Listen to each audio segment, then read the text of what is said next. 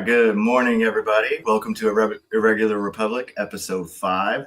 I got Bree on with us this morning, and we're going to be talking about Dugin and the multipolar war that he is pushing against the West. Bree, how are you this morning? Great to have you. Thank you so I'm much. doing fantastic. I love your opening. It's so badass. I mean, makes me Thank you. motivated Thank this you. morning. Yeah. It's all a bunch of SF dudes just doing SF things, you know? Yeah.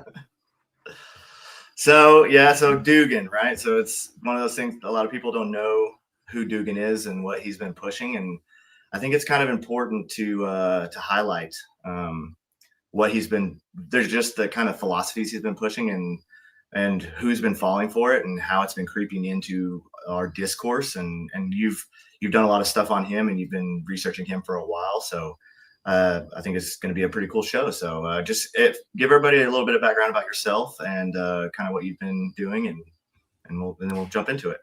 So I'm a prior naval surface warfare officer.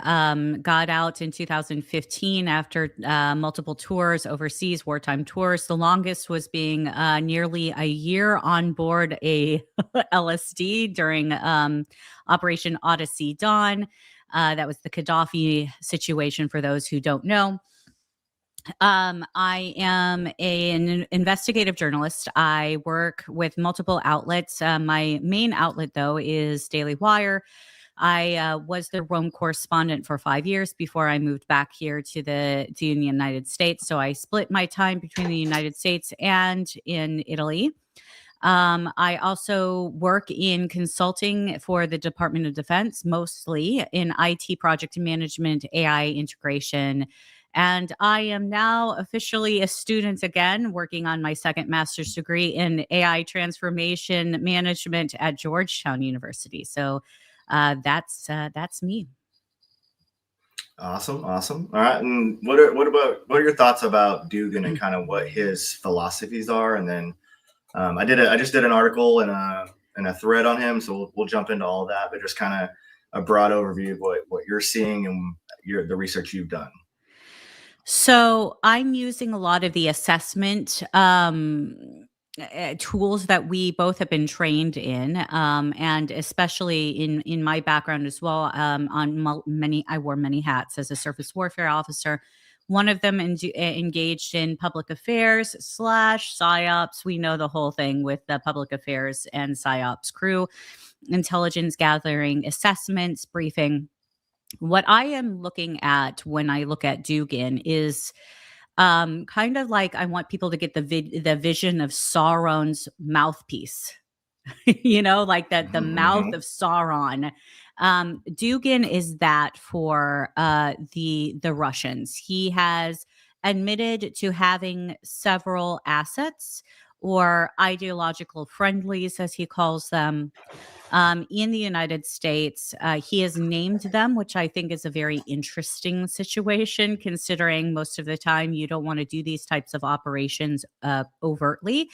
But it seems like the Russians are signaling a real comfort in their operations at this point.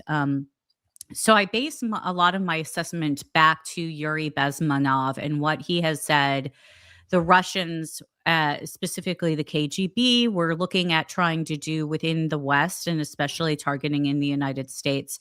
And based off of what he has presented, as well as other KGB defectors in the 60s, 70s, and 80s, it seems that Dugin is now the guy who is handling several of our influencers. And I speak with firsthand knowledge on this because I myself was invited a few months ago, or I would say about 6 months ago, to the Kremlin with Mario Narfal and several other individuals. There are photos of this event taking place. I will tell you, I was tempted as a journalist. I'm like, oh, I want to go see the Bolshoi. And I also want to talk to people like Dugin, and I want to talk to Lavrov, and those people were who they were meeting with. And but with my security clearance background, you have to report this type of foreign contact. I made it clear that even though it's tempting, I was not really believing in the security side of things. They agreed, and so I politely declined. But I will tell you, that was really the beginning of me starting to look into Dugin and his role of communication with conservatives. It is shocking to me that I didn't pick up on it beforehand, maybe because it's just you look at the amount of conversations that went on between Bannon and Jeffrey Epstein, for example. All of those thousands of emails, Dugin is discussed, but it's only after the fact that you know the name that you look for the name and you find it.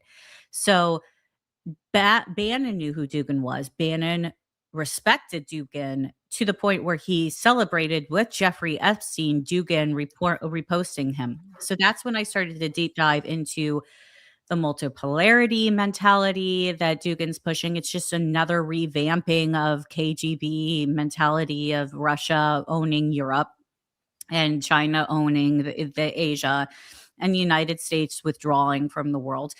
So it's that mentality, but then the darker aspects of Dugin too, his involvement in the occult, his engagement directly with Putin. People say, "Oh, he's nothing in Russia." Right. He lived with Putin. Mhm. He's not nothing. So overall, when you start to track the keywords that Dugin tends to use, couple that with his reposting over and over and over again the same people, meeting with them in real life as well, it's pretty clear that the operations are not covert, they're overt. And I don't believe Dugin is the one who's running the op, but he is the guy who's running them. Right. And so the idea behind all of this too is he doesn't have to be a direct handler. He doesn't have to be, and there doesn't have to be direct coordination between all of this. He doesn't have to message these people every single day. He doesn't have to have coordination with them, on any given schedule. Even he's going to push messaging, and then they're going to kind of either mimic or they're going to push out messaging, and it's all going to be just the same similar type of messaging. So I'm going to pull this up right quick. Yeah. Pull it to the stage. So this is his page. Everybody can see. And you can just kind of start seeing some of the stuff that he's pushing. All right. So here's the, Trump's mad, right? There's an article about on that Trump derangement syndrome, mag exit, himself. right? Right. Yeah. Yep. Okay. So there's one. Retweeting Tim Pool, talking about this. All right. Okay. Retweeting Cernovich. Mm-hmm. Retweeting Ian Miles Chong. I don't think Ian. I think Ian is not engaged with Dugin. I'm not saying that Ian doesn't have other engagements with other sourcing, but I'm not sure if Ian is. I think this has to do with Benny Johnson.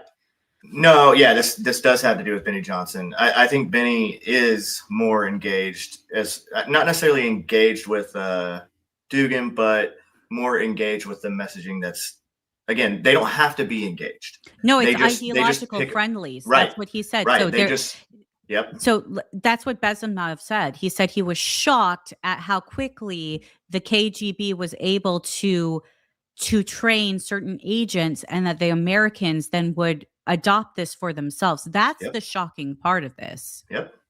And and again, I talked about this before, like, you don't have to wait for a newspaper article to go out and then wait 2 weeks to see the feedback from how it did. You get instant feedback now in metrics from what you post. So what does well and what immediately, right? You post something and it gets instant metrics. And so these people see when they post something that falls into this multipolar kind of worldview, that it's getting boosted by all of these outside accounts. They don't care that it's actually getting boosted by foreign accounts and all these different things. They don't care about that. They just see the metrics get boosted, and they like that because that means more engagements, and more engagements means more money. And so again, they don't have to be necessarily even what I would consider to be captured by this conglomeration, or by this worldview. They just see that pushing this narrative gets them more engagements, and which gets That's them more called the money. useful idiot, though, as well. That's the Yes, useful that idiot. When you have 100%. no background, Besimov also talks about this, that the Russians recognized that the moral backbone of the United States was starting to crumble, and at that Yep. point, they were able to enter in with immorality and hedonism, and they wanted that while they were boosting "quote unquote" morality in the KGB sphere. Yep. So like, also look though, like look at some of these posts he has. I mean, he has 470 something thousand followers, right? So I mean, how many of these are bots? 476,000 followers. Majority. That's Right. another thing that we have to talk about too, is these accounts that have been boosted by foreign bots. So the vast majority of these accounts that are large accounts, one of their benefits, we look at, like, what's the benefit of posting this nonsense? Well, one of the benefits is to be boosted by bots, by these paid for by Russia, centered in Eastern Europe or South Asia. Yeah. I mean, so you can see, like, here again, he's posting, this is Evan Kilgore, who is just, Evan was one of those dudes that literally flapped with the wind. He used to be a TPUSA guy, pro-Israel, and then I don't know, he had a falling out with TPUSA, and then went anti-Israel, went the other way. Now he's a full-blown, he's basically a leftist. He acts like he's not, but he's a full-blown, like, Candace supporter and all that kind of stuff. Yep. And so you can track these people. You can track all of their posts. You can watch all this stuff happening, and it's insane to me. They don't hide it either. That's the crazy part. It's like none of them are hiding. That's the thing that I find the most interesting out of this op. Maybe, but it's interesting too that Dugin responded to me when I posted, and my post went viral. Just what he had said in identifying people like Candace Tucker, Alex Jones, Judge Neapolitano, others who have met with him, who he considers ideological friendlies. And by the way, I did a report on Tucker meeting with him. Alex Jones just last year was there. Archbishop Vigano, he wishes he was a cardinal. Archbishop Carlo Maria Vigano, who was excommunicated, who is the spiritual advisor to General Flynn. General Flynn himself admits to this. He speaks at a regular time in Dugin's Russia-phile conferences. None of this has been covert, and yet when I posted that video of Dugin himself admitting this, he reposted me and called me a Zionist, of course. But like, it's fascinating that I got under his skin for some reason. He himself admitted to it. They're playing openly. I'd love your assessment on this, because I'm looking at the battlefield of the narrative forming and framing and the psyops. Why do you think they're so overt about this? Do they think that they're just not going to be held accountable? I don't know. Let's go over go through this. I did this article real quick, and again, I'm not going to read. If you would like, people can go through and read this if they want. But I'm just going to go through this first introduction real quick and just read a few little excerpts. And this is just what I want everybody to kind of grasp, is that what you're seeing from the influencers and podcasters alike in the information environment today is not random. It is not novel, new, nor organic. Some of you may have heard the name Alexander Dugin. People will call him an ideologue or a revolutionary, but he is not. He is simply a propagandist that is recycling old Soviet Russian talking points and melding them with Eurasian metapolitics to push a new multipolarity level of nonsense on the world. The best way to describe him would be as a strategist that built a transnational ecosystem that is attempting to reshape identity, legitimacy, and alliance structures across the world, but primarily in the United States. His core doctrines are what one would call neo-Eurasianism, or a civilizational model of multipolarity, which shares a consistent strategic purpose to delegitimize liberal universalism, and normalized civilizational blocks, spheres of influence, to motive cross ideological coalitions across a common enemy frame. What does that actually mean? And it means he is trying to reshape how people see identity, politics, and global alliances in a way that benefits Russia and its allies. That's it. That's the big secret. So what I'm trying to get across here, and this, if we go back to his page over here, what we're trying to get across here is that what Russia, what China, what Iran, what all of these countries dislike is they dislike the United States being the sole power in the world. And that's what we are right now. So when you hear multipolarity, right? When you hear that, what does that actually mean? It means that they want a multipolar world where there's more than one country in charge, right? Or at least they have their like multiple countries are in charge of what's happening in the world and not just the United States. So they're trying to push the United States off the world stage, off the control of the world stage, so that they can have control of the world stage, which obviously means that the United States is not as in control, which means that United States interests do not, like our interests are not going to be what pushes the world in which direction, which is not good for the United States. Right. And they've bastardized the idea of America first. They've bastardized that to think that that means isolationism, and that works for them because the Russians would want the United States to withdraw to like what World War I type of isolationism. And during that time of right before World War I, what were we seeing in Russia? Well, Russia was at the pinnacle of its czar of its czarist state, that, they have the history behind all of this. They've got the culture behind of all of this. You still have the Catherine the Great court, of culture. And that's what Putin wants, but he wants to be the czar. And we're seeing this also in Turkey with Erdogan. Erdogan wants a new Ottoman Empire. He wants to take over. This is going to be so important as we go forward, talking about what happens in Iran, because Iran obviously was the head of the snake and is the one that has sponsored state terrorist activity throughout the world. It is important for Iran to be the IRGC and the Iranian government as is to be fully eradicated. But in that vacuum, unless the Gulf states take control of this territory in such a way that is to open up and democratize, and I know that there's that conversation, what's going to happen is you're going to have NATO ally Turkey step into this vacuum. And Turkey, Erdogan is no ally of the West or the United States. There's a video that I posted years ago before October the 7th of Erdogan's minister of religion climbing the stairs of what would have been the amble at Hagia Sophia, which it was the day that they turned it back into a mosque, right? And the minister of religion makes a declaration with a bare sword, a naked sword in his hand, in defense of Al-Aqsa. Now, this was before October the 7th, okay?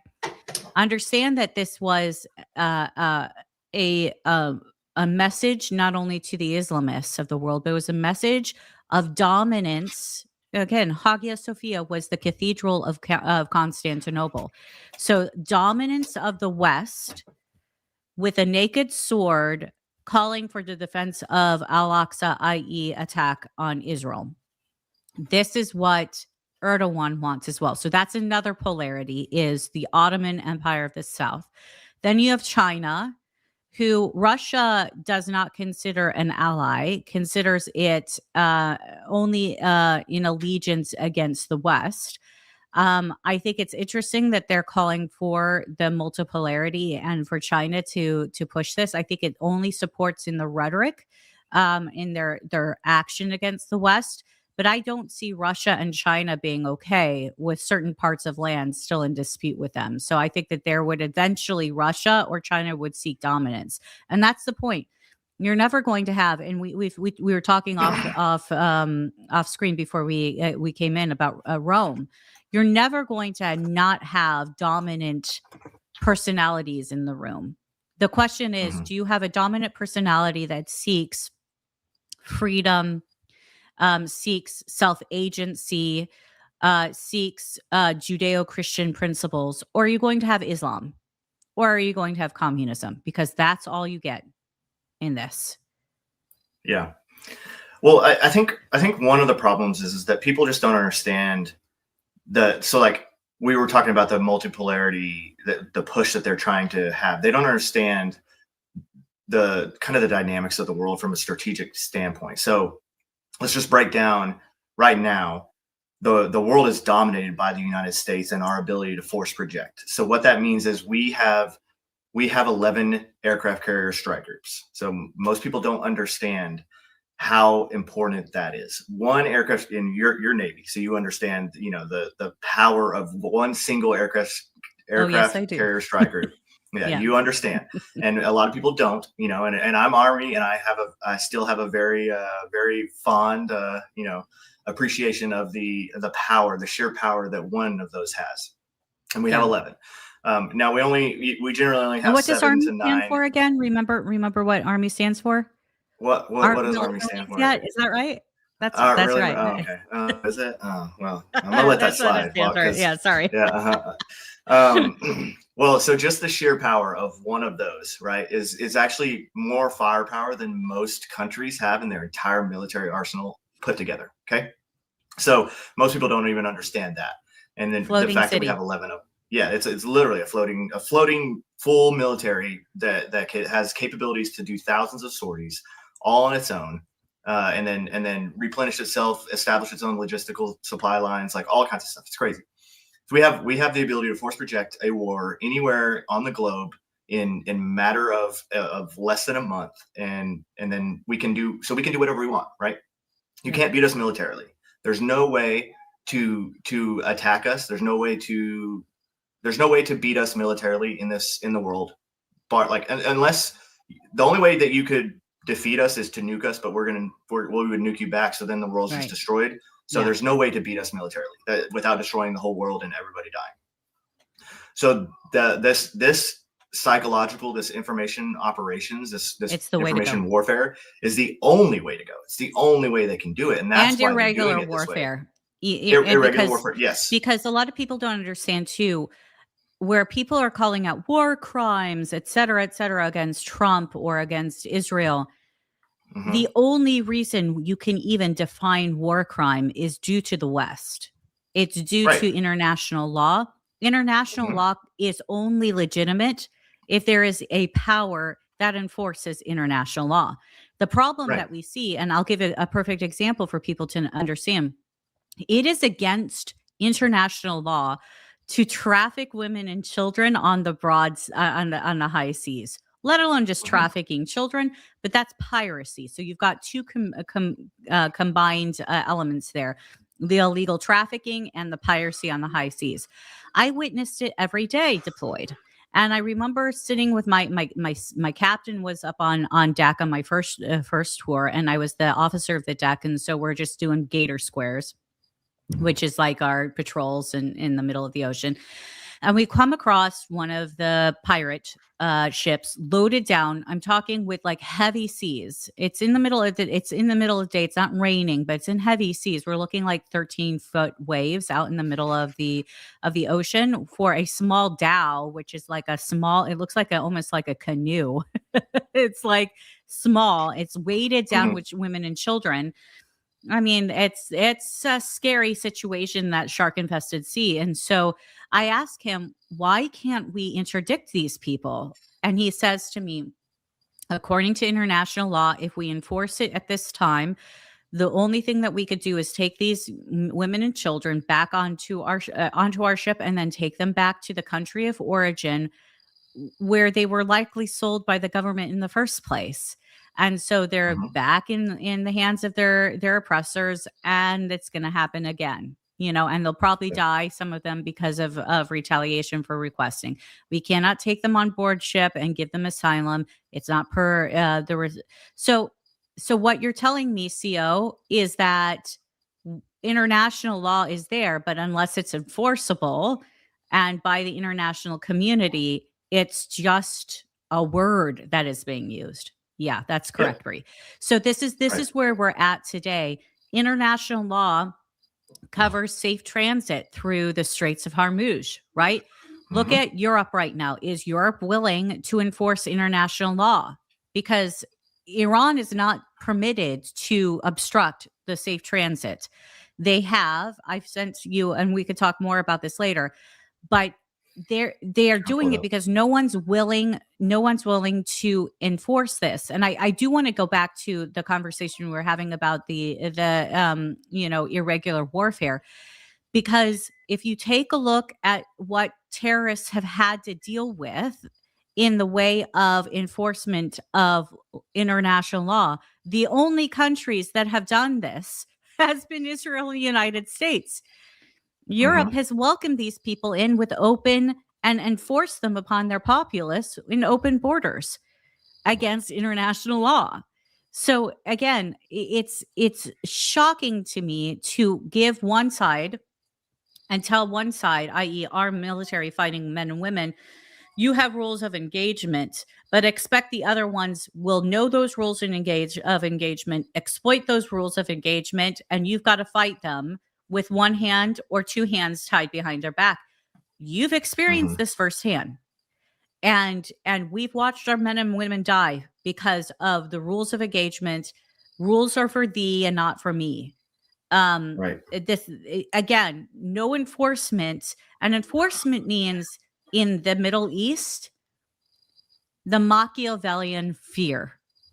It is better to be feared than to be loved. And that is Yeah. why Russia and Turkey and China and other bad actors don't want the United States to be out there. Because if the United States was not out there enforcing international law, it wouldn't be enforced. Right. Well, and international law doesn't apply to terrorists. So when we're fighting Hezbollah, or when Israel's fighting Hezbollah or Hamas or all these, like, they're not wearing uniforms. They're not an organized military force. They are a terrorist force. They're fighting. They're not wearing IRGC uniforms. They're may not. wear uniforms, but they're defined as a terrorist organization. They Exactly. are not covered by Geneva conventions or international law. In Gaza, Hamas may have worn uniforms, may have not. They switched from day to day. They were all defined as unlawful combatants, are not covered by international humanitarian laws, international law, international rules of engagement. They are not.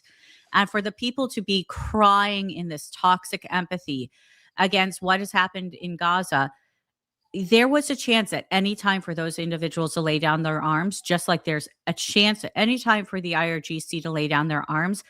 They are Hmm. like their predecessors, the SS. They will Hmm. continue to fight until the last man, or they'll escape, regroup somewhere else, and try to recreate their past legend. We've seen it in South America. Thank God we're doing the operations down there. Yep. How about this one I just pulled up from Benny, where he reshared this nonsense that was a lie from the, what was it, Washington? What was it originally, from the New York? What was it? New Where York about Times. the, yeah, New York Times about, I mean, like, explain how they're not going to be sharing this conversation that happened in the Situation Room uh, to a reporter, right after this happened. Like, this is crazy to me. And There's people just, leaks going on as well. yeah, There should be two things that people consider when it comes to this type of behavior, especially with the press. And I can speak to it from both sides of the house, right?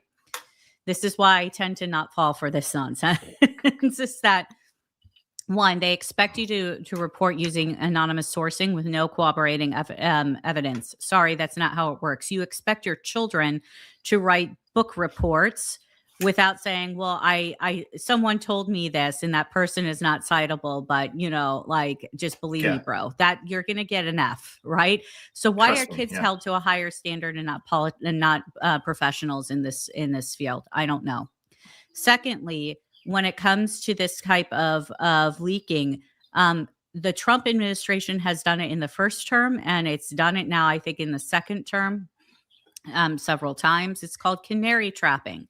It's trying to find out who the leakers are. And so they feed specific stories with some keywords that might be changed. You'll never know which story was correct, through certain individuals who they suspect be, involved in leaking. And whatever gets to the press will eventually be discredited. So not only is the press, the journalist who is reporting this, discredited, but so is the identifying leaker. So you find out who the leaker is that way. Or the third is that we're dealing with, and I think it's been pretty clear, with individuals who are leaking to the press, who are part of this America First, quote unquote, multipolarity mentality, who are connected to Mm-hmm. the Joe Kents and the General Flynn's and the Steve Bannons. And so, sorry to have to say it, but the Tulsi Gabbard. I mean, we've seen this multiple times now out of her office, reports intelligence reports being leaked. And I'm hoping that she is taking control of that. But to me, the person who's at the head of an office ought to fall on the sword when this is a consistent thing. Yeah.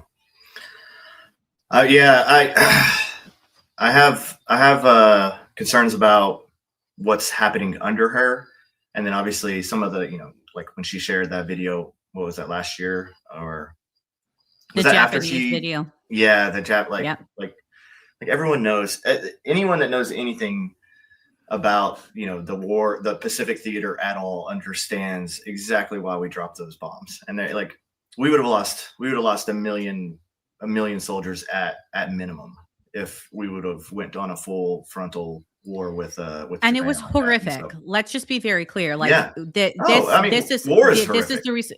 War is horrific. Atomic energy, nuclear energy, horrific. This is what is deterrence. We don't want to do it.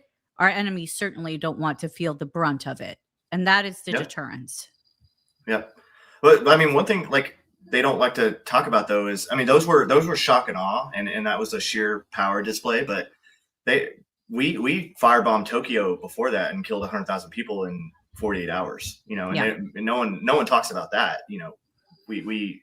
It's just, war's terrible, and that's why when people bring up Gaza and they try to claim that there's a genocide there, I'm like, they killed 75,000 people. Those are the reports, and this is from the Gaza Ministry of Health, which is Hamas. So, take that from what you will, and that includes natural deaths too, right? So I mean, that's they all could have stopped it at any time. They could have stopped it at any time. 100%. They willed it. So, like, what genocide?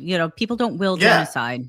No, and I get that you can't judge a genocide based off of the number. That's not how you do it, because there's other things that fit the criteria of genocide that are lower numbers than that, in especially certain places in Africa.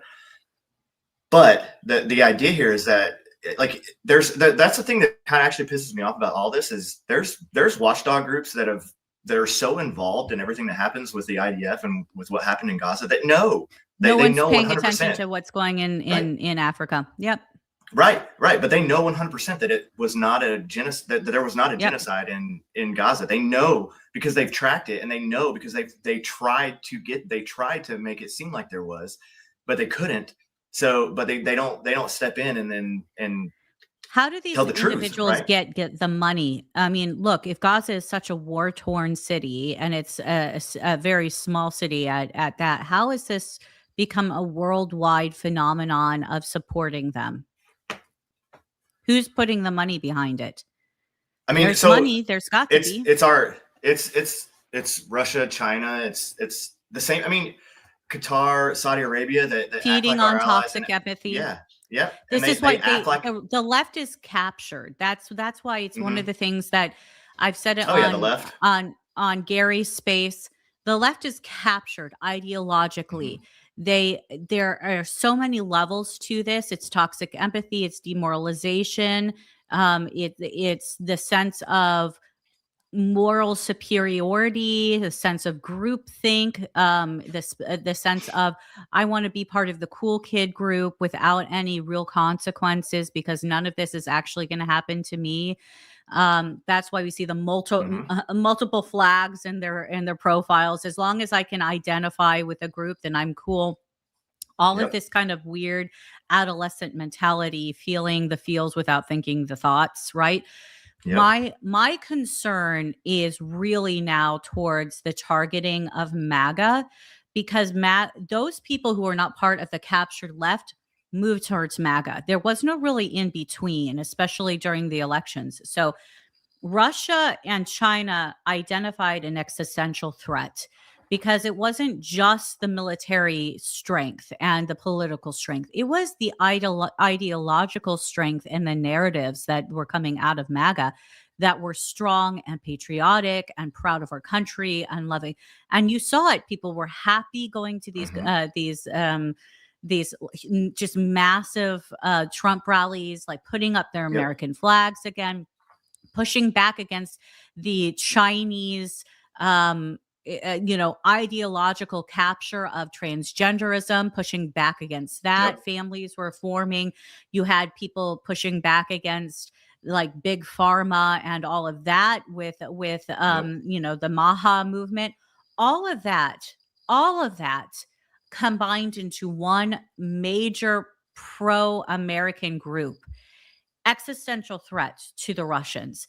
So the Russians saw the opportunity to try to force their way in, especially with, this is where I find it so fascinating, especially in the conservative Catholic movements. And I think they identified this years ago with the issues with Pope Francis and the leftists and seeing the fissures within the Catholic faith in the United States, and people standing up against the political leanings of Pope Francis, and then adding to that, the mentality of, and the Russians are really good at this exploitation of victimhood.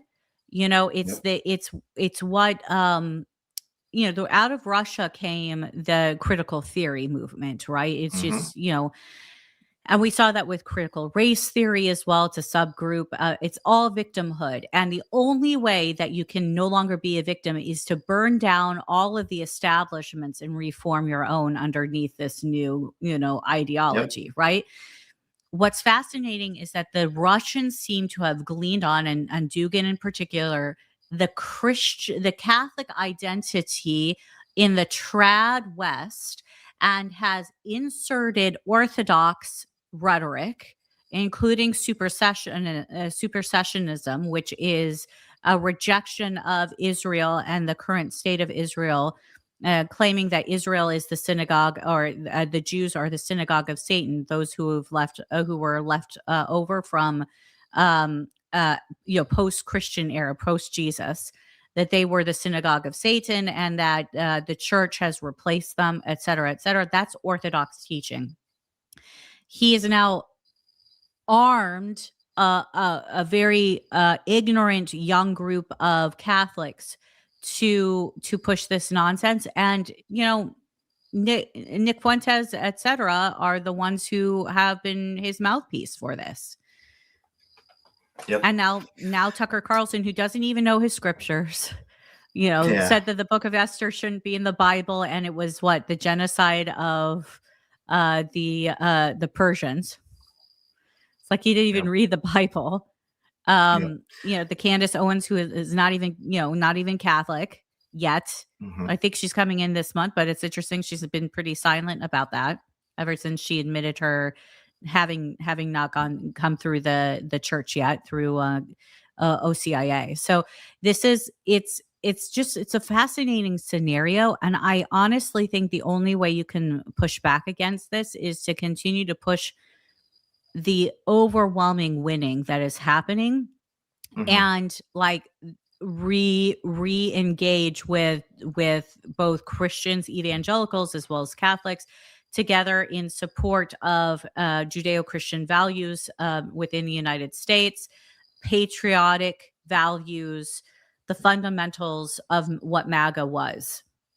It's how you push back against this, like harder. Well, I do. So I get somewhat discouraged online, because we see this stuff massively being pushed, and then of course, especially now that when you get a post that goes viral, or you get a post that just gets a lot of traction, Slammed. even you get all the what now I'm there. A lot of them are bots. I mean, some of them are just people that are the NPCs is what I call them now. They're just like the low IQ people who just catch on to whoever, they've followed these influencers for so long that I think they're low IQ because their leaders are low IQ, as quoted by our dear president yesterday. Yeah. So you have some of those people, and some of those people are real people, but then there's a lot of the accounts that are just bots that have been picked up. And I actually know this is happening. This is crazy. So my wife hasn't used X in probably, since she hasn't used it since it was Twitter, probably like 2012 timeframe or something like that. She's a little busy with the baby. Yeah. So she hasn't been on it in forever. And I was like, well, get on it, and you can at least, you at least have to follow me. If my own wife doesn't follow me, that's kind of messed up, right? And so I got her phone, and I was like, I got on it, and she had like posted recently, and I was like, what is this? And it was like random like makeup stuff, and I was like, all right, well, somebody hacked your account. And so like literally someone had hacked her account and was like using it to promote like this stuff. And I was like, okay, so this is what happens is they get into these accounts and then like use them to post this other stuff. So I locked it back down and put 2-factor authentication on it, and then whatever. So it's hers again. But so this happens, these people that have created an account and they haven't used it in years or whatever. It's getting used now by somebody else, and probably in Pakistan or in India or wherever. And, so you have that where they look like they're a real person, but they're not necessarily a real person using it now. Right. But again, you have all this noise on the internet. But when I go into public and I talk to the people, I talk to real people about stuff, most of them aren't fooled by this. Like most of the people, all the people that I talk to in the real world, they're like, a lot of them are like, what the hell's going on with Tucker? Like, what the hell's going on? Like, Candace is insane. And I'm like, yeah. And they're all like, they're like, what are they doing? I had one buddy, and he was like, man, I just feel like, he's like, I'm like really discouraged and blah, blah. I was like, bro, that's what they're trying to do. That's what they're doing. That's when you give it the Yuri Bezimov like talk discussion about and say, this is what they're trying to do to you. And go touch grass. Like, but I hear the discouragement because, bro, like there will be times where I'm just like, and it's just me like saying, I feel like I'm fighting against the tidal wave that is coming in, and I don't know how to do that. It's like pushing the tidal wave back with a broom, just one person. And I get, especially because I'm working on other projects right now, and it's tough, right? Like there's just a lot of challenges right now. And I know a lot of people feel the same. And so I have to remind myself, I've got to get out. I mean, and especially for those of us who've served, I mean, it's part of the PTSD factor too, that you like want your surroundings and your environment, like controllable and it's safe, but the more safe and controlled it is, it's actually not healthy for your mental state. You actually have to go out and see the chaos and like touch grass and like see nature and do things. But it's fascinating to see how this works on your brain. Like psychologists in Russia, their entire plan of action in working in psyops is how to target that and exploit that. Yep. And so it's fascinating. And again, it's like one of those things. I'm not a Luddite. I love technology. Technology is fantastic. But I look at what's happening to children and how their brains are actually forming differently because of their access to technology. And it scares the crap out of me. It scares the crap out of me because we see what's happening with the streaming community and the furry nonsense that then led to Charlie Kirk being assassinated. Like this wasn't in a vacuum. No. And that's the thing is they've used this. So like people would rather believe in a conspiracy theory that there's no evidence to fall behind. They'll Egyptian disregard, planes, right? like, They'll yeah, disregard none all of the it. evidence there is, and they'll break apart one of the pieces of evidence that we don't have all the answers to, right? So like the bullet, right? We don't have any of the answers of the ballistics because we don't have the ballistic report, right? We don't have the autopsy and the ballistic report, which is two Right. things we need to actually have an educated opinion on what actually happened. And that will happen Without in the those, court case. That's part of right, the court documents that will be right. in the So we will trial. see that, right? We Yeah. will see that because it's all that case is going to be live, right? That like they're going to televise that whole case. That's the plan, but the problem is now, like, we've had people like Joe Kent get himself involved in such a way that it's going to be for the defense, as well as Candace Owens. In fact, it was months ago, but Candace was like, "I'm surprised the defense hasn't contacted me yet." God, I hate it. I mean, hate it so much. what is this? Yeah, What is this? it's rough. It's just people need to again, you need to calm down, go outside. Like Calm down. Yeah, I try to go for a run or a weight vest walk like every day. You got to get outside and do stuff. Go to the beach if you Go can. out, That's what I do. go out. We'll Yeah, be doing go to the exactly beach, after go out in the go to the beach. woods. Go out to the woods. Go do something that's not shooting. involved. Yes, all the things. Yeah. Go like whatever. Go to a park for a while. Walk the dog. But the world is not as, I mean, the world's crazy, right? Obviously the world's crazy, but it's not as crazy as the media makes it out to be. And we're not actually as divided as social media will make it out to be too. If you go out into public and you go to a restaurant or you go out to the store or whatever, like that person, their Facebook page may seem like the most radical lefty or the most radical righty person that you've ever met. But when you see them in the store, they're probably just a normal person, right? So this is what happened during COVID, though. Like, I think it's really important for people to realize that every single person in the United States was impacted psychologically during COVID. Every single person. Just you have to get to a point of admitting it, because we were isolated from one another. Do you recall? I want to ask you, because I remember the day for myself, but do you recall the first time that you went outside and you went to a restaurant, or you were in a park and it was just groups of people again? Do you remember that first feeling? Like, you can pinpoint that day of being like, I was in a town called Palestrina in Italy. And we went, and it was the first time we're in Italy where they were allowing people to eat outdoors. So all of the piazza was filled with tables, and restaurants were like feeding people, right? And you were hearing the loud noise of just people talking. And it was the first time that I remember, like psychologically, I was like, whoa. And I was never anti, I was always anti-vax. I was always anti the whole scenario. But it still was jarring to see so many people again. It just, we hadn't had that social interaction. That's never gone away.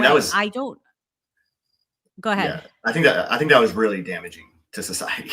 It was super damaging. How do you engage socially? It forced us into it increased tribalism, because it forced us into our little echo chambers of online, instead of being in public where everyone, like, again, go back to Mike Tyson's old little quote where he's like, people have gotten too comfortable disrespecting people and not getting punched in the face for it. And that's what it is. Like, someone's not going to say, and not just me in particular, but anybody, like most people are not going to say something extremely rude or disrespectful to somebody to their face in public, like they would on the internet. And that's just the reality social of the etiquette. situation. Like, this is where they're like, oh, like the internet is the Wild West of free speech. It is. But because of COVID, I think, especially with the leftists, they think that they can actually without consequence. And we've seen again and again when that's not ended well for them. And we have to again, look at what Yuri Bezmenov said with regards to the lack of moral backbone in the United States. Was one of the first things that they did to try to target us. We have to readopt the sense of propriety and social construct within the United States. We have to re-engage that American value, where, like your neighbors, when like you move in, like your neighbors coming knocking on your door, giving you like a pie or like cookies and welcoming you, just the Hmm. neighborliness.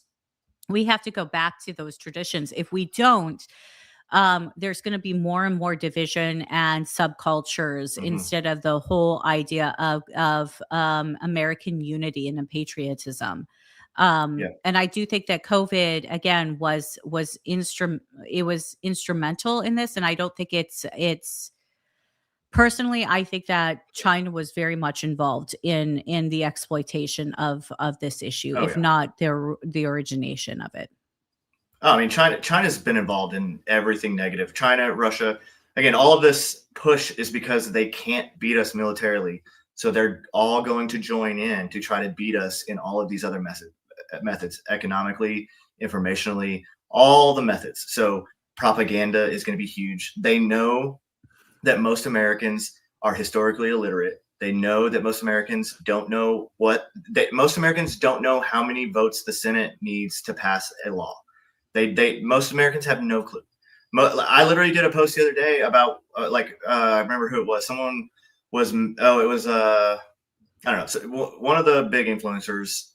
Oh, it was Matt Walsh. He's mad. He's like mad at the GOP, and I'm like, dude, we have what 53 in the Senate right now. Is it 53 or 54? Whatever it is.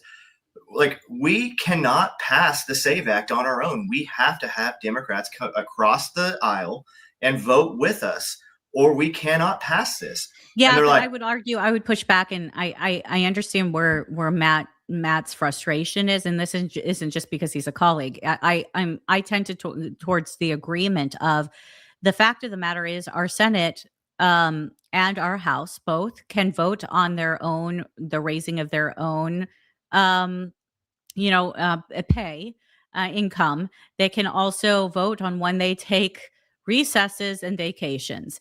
And right now, yeah, we've got a major bill that has passed Congress with like support of certain Democrats, passed Congress into the Senate that will solidify the requirements necessary for voting and safe voting, something that third world countries do, but we're right. not willing to No, do.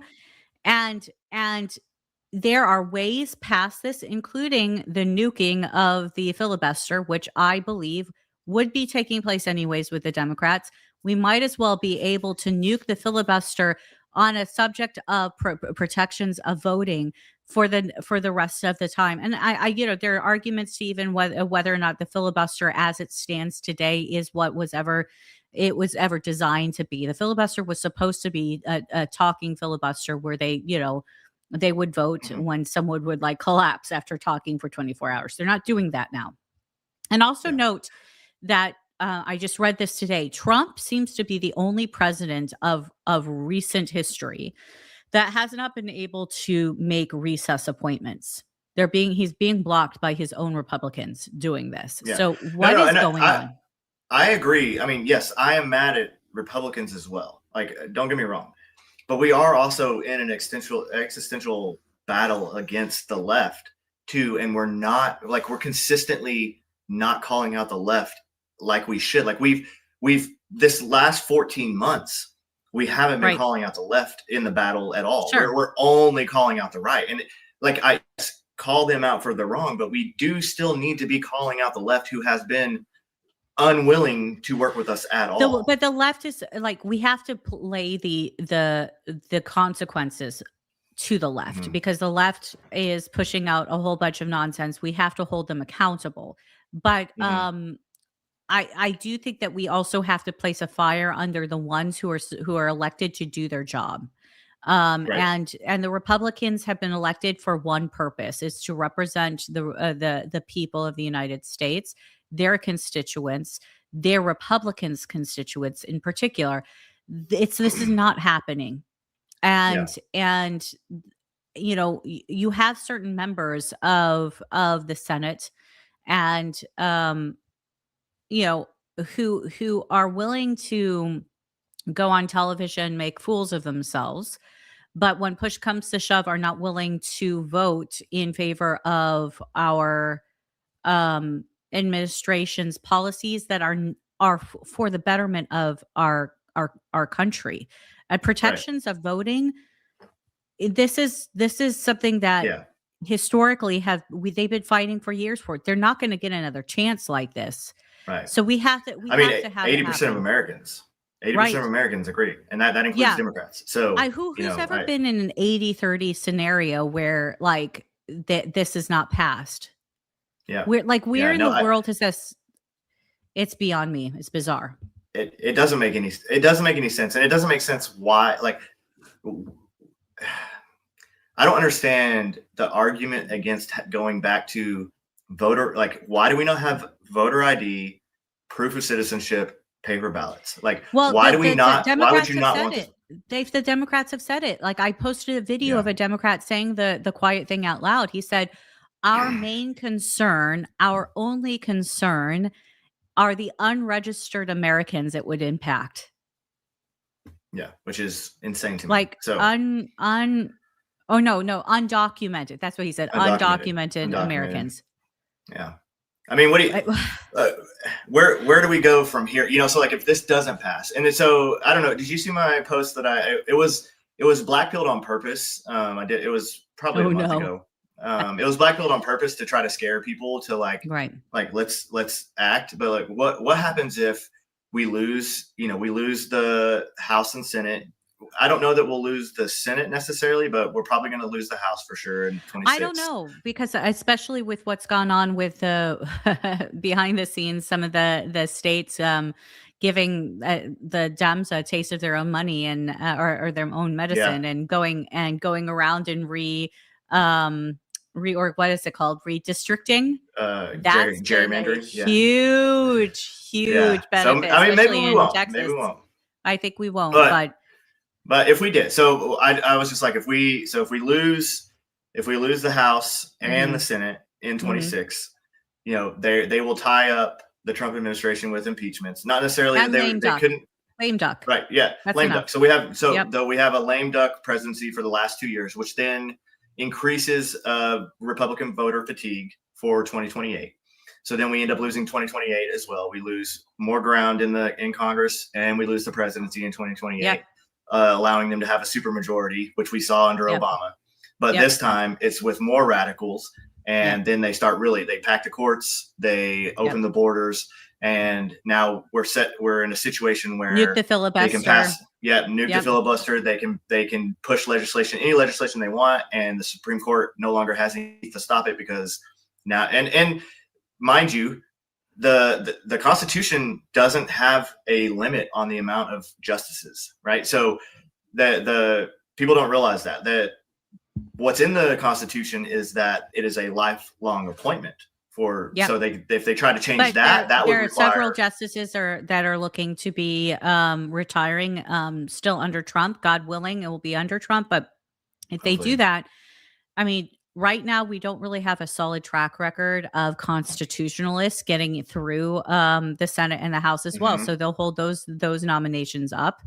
My concern is replacing someone like Thomas, who is, or Scalia, like both of them constitutionalists to their core, geniuses, level of intellectual power that they have is beyond.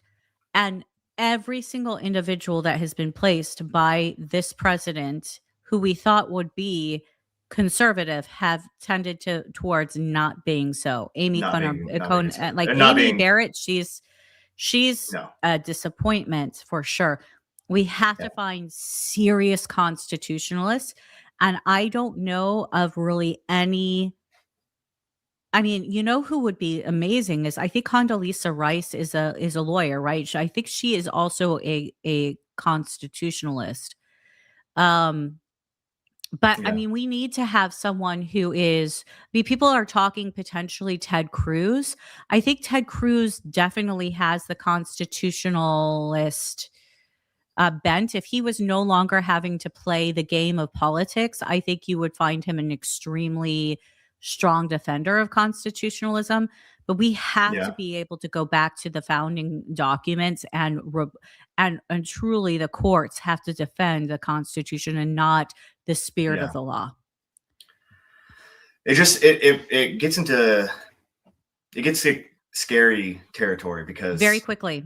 very quickly, because people even are like, well, this even has if always been how it is, and this is that we always have had this like this. But if you take a look at what Elon Musk has said over and over again, he was a leftist. He Mhm, considers himself still like left, like middle left, right? mhm, But you see that demographic of leftists move away from him mhm, and how closer he is now to the right than he is to the yep, left. This is the yep, majority, but yet the minority seems to have yep, I mean, the question has to be, and this is where I would like challenge your viewers, those of us who are military veterans mhm. who have a desire to support and defend the Constitution. I mean, would you be willing to run? Yeah, once my babies are a little older, to Yeah, get but like, I yeah. mean, like, but even for local and state politics, because that's Oh, where a yeah, lot of yeah, this is formed as yeah, well. It is a true service. It is a true service. It is a pain in the actual ass. Like, I don't know yeah, how to say it is the amount of shaking hands and kissing babies that politicians have mhm, to do. It's so abhorrent to me. I've said to yeah, myself, I don't know if it I is. could run unless someone said it was like a moral duty at that point. Like if we were seeing Mhm. a true, I much rather take up my weapon than take up the pen, so to speak, in It politics. But I do think we have to ask ourselves: are we willing to step into the breach again and to do this it would be the civil really service?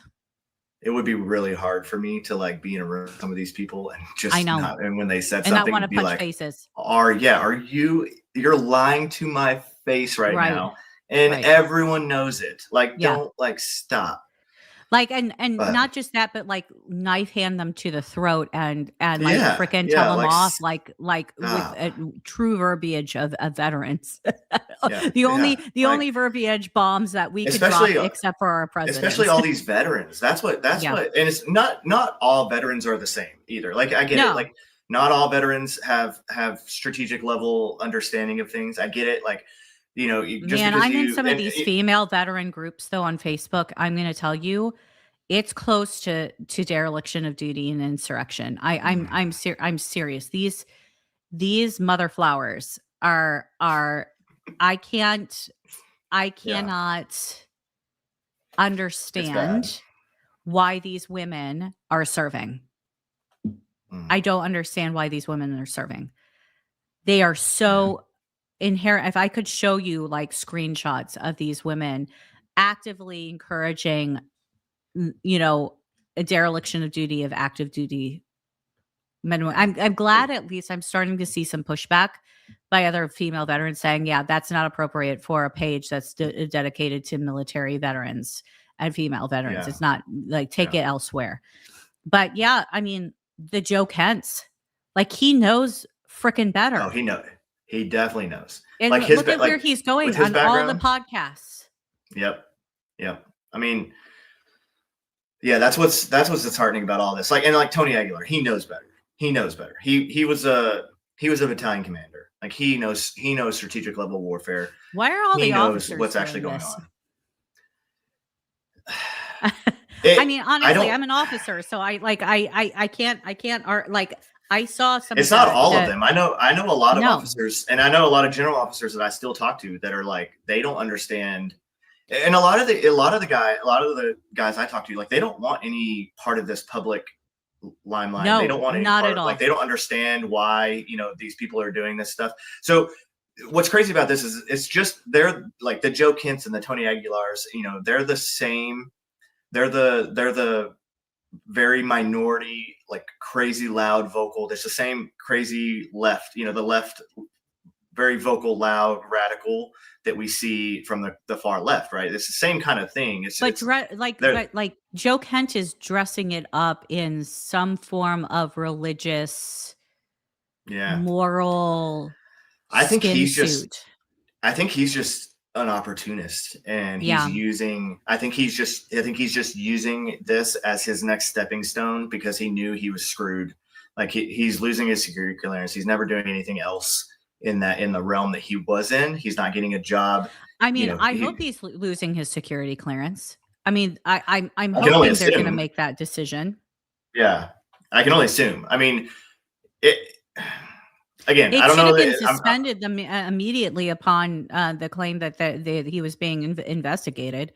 Like he Yep. should have no hands on at all to any of the security. But Right. that's one of the things that I'm concerned about too. I mean, I don't think he would leave his wife and children, but like, would he be one of those individuals that end up in Russia?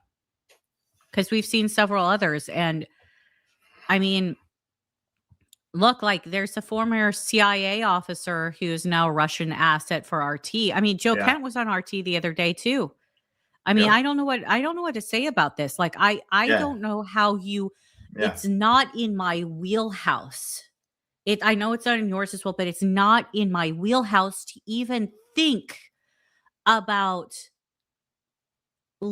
like taking the knowledge that we have been privileged to have and giving it to our adversaries.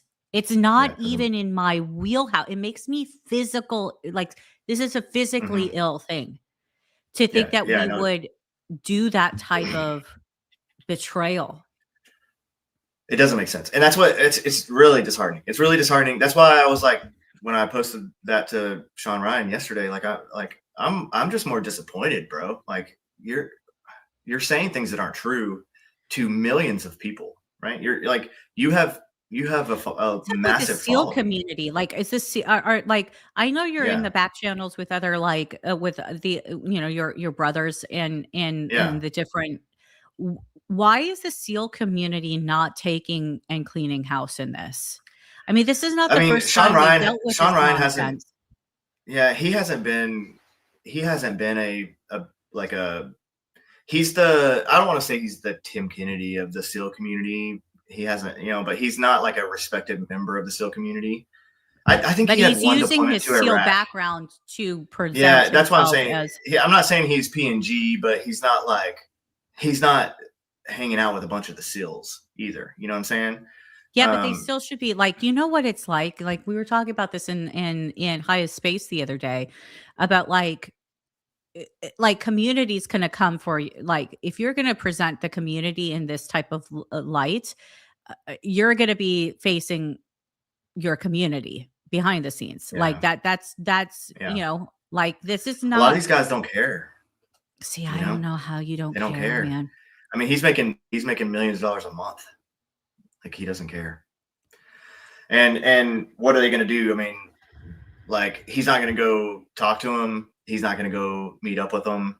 Um, like, and at the end of the day, a lot of the like most of the community is doing their own thing. They're not, and most of them aren't like I said, like I do this stuff now because I want to call out the propaganda and like Yeah, I dislike the vet bro whole culture. Like I don't you're not going to see like I'll bring on veterans and we'll talk about stuff like we're talking right. about. And but I'm not going to the war story stuff and all that. Like I'm not here for that. I'm not Well, here I have to to say, I love the war story stuff. I just don't think it's like it's for like popular consumption. Like it's for us like right sitting no. around a fire, Yeah, exactly. like Exactly. talking That's about shit that yeah. went down. Those are our veteran stories for us to talk about as veterans with each other in like in Right. a private setting because we understand them and it makes sense from that. Yeah. It's not for us to like profit off of publicly. Now, Yeah. like It's we just, have yeah. those little stories, like if we're gonna share just like little things here and there, that's fine. I'm not, but I but love that there we what were stories. yeah, but So there I yeah, was. there we were. But I don't like that the vet bro kind of culture thing that some of these shows have been doing, and Yeah. that's not what I am trying. I'm not trying to do that with this. I'm trying to do more a focus on what we're seeing from a strategic standpoint, what we're seeing from a Right. propaganda standpoint, and How do and we that. So fight just to back? educate people, yeah. And how do we Yeah, fight we were. back? I How do mean, we educate people? we've been saying this too. Like, you know, there is a vacuum right now that I think a ton of us, and this is for those who might be out in the government right now who are watching, ton of us who are free agents who hold security clearances that could work on the open source analysis that is overwhelming you all right now in the psyop space. We Mhm. have the abilities, we have the know-how, we have the willingness. We don't have the funding, obviously, but you guys do. So throw out the RFIs. Mhm. I'll provide. You ping me directly on social media. Throw out the Mhm. RFIs. We have a group of individuals who are invested in protecting our government, our our secret information, and our constitution, who are willing to step into this gap, because FBI, CIA, NSA, all of the ABC communities are overwhelmed to the Mhm. lawlessness, to the level of lawlessness that we are seeing. Yep. Open borders, active measures within our country, bad actors doing bad things within our country, the criminal assets that the FBI has to consistently look at. There are people that deep dive into the going back to Charlie Kirk's assassin. There were people Yep. who were in those spaces that Charlie Kirk's assassin was in for weeks prior, who identified like conversations that were taking place, and accounts that were taking place in these particular streaming apps. There are people who are Yep. willing to do that, and you don't have the number of people who have that. This is something that we're having to fight right now on the front lines. And you're doing the podcasts, I'm doing the investigative journalism work. It's not enough. We want to Right. be able to do more, but we need to have the legitimate RFIs. Do you know what I'm saying? Like, we Yep. need to have that legitimate foot in the door to provide a we need to have a pipeline of information. And like Hyatt does this quite a bit. We need to have our contacts within the government where we feed up information and assessments, and you guys take those and act upon them. You read them, you ask questions, and you act upon them. We cannot continue to have this like blank, I don't know, it's just too much information. We can't assess everything all the time. It's not enough. We are under an immense amount of active measures in the psyops world, and you don't Yep. have enough people. Like army psyops, we are talking about the defense side of things, right? The psyops Yep. community in our military and in our agencies, they're trying to do the offensive right now, right? Let us do the defensive here. We can do it. We have the skill set, you know Yep. and it's not just you and me. It's a whole group of people from different walks of life who could be vetted like this, get a clearance. We don't have to be in a skiff. This is open source. Yep. Oh, there's people already. I mean, Travis Howley's doing it. There's tons Yeah, of people that are already doing it on their right. free time, Free and time. a lot of it, yeah, and a lot of it doesn't even require necessarily a lot of funding. Like, we're already kind of doing it. We just like, What we need is a pathway. So the yeah, RFI, the that's funding would perfect. be Yeah. great, because I'd like to do it full time, not on Right. my Right. free Right. time. Yes. I'd like to Right. be able, because it's serious. When you have an investment, there's an expected Yeah. deliverable, right? So Yeah. There you go. it's a contract between Tie a two state, elements to say, tie a statement of right, work to it, and right. now it's boom. Let's Yeah. standardize this and let's get the pipeline. Mm-hmm. Reach out to me. I have several Yeah. people who are willing to jump in tomorrow to start getting this done. And I have had this over and over again. It's you. This is not about us getting paid by the government. I get the fact that people are like, "Oh, you're doing this because of." No, bro. We're doing this because of the clear and present danger that we have faced over there. Now it's here. And Mm-hmm. it's been here, and it's demoralizing our men and women. So we're Yeah. willing to take the front step. So I'm with you. And I'm glad that you're Yeah. doing it. But I feel like the podcast community is so fully flush of people willing to do this work, and it's not about clicks and likes for us. It's about No, countering the psyop. yeah. It's someone just asked. It's Travis Howley, Hawley. He has X, but he has a bigger Instagram. But he does great open source stuff. He tracks a bunch of stuff. He finds all kinds of stuff on bad actors and publishes it and does great stories on people. So Yep. And this is corroborated stuff. This isn't like, hey, Grok, who did this? Yeah. Grok is not is not a reliable AI. It's getting there a little bit, but it's not reliable. I am sorry, Elon, Yeah. we could talk about the fact that Grok is not open source and what limitations you Right. have. Well, for AI, everybody, you have to realize when you use AI is a tool. It's not the end all be all. I use AI for research purposes, but that's only for that. Like, and I don't take whatever it tells me at face value. You have to corroborate it.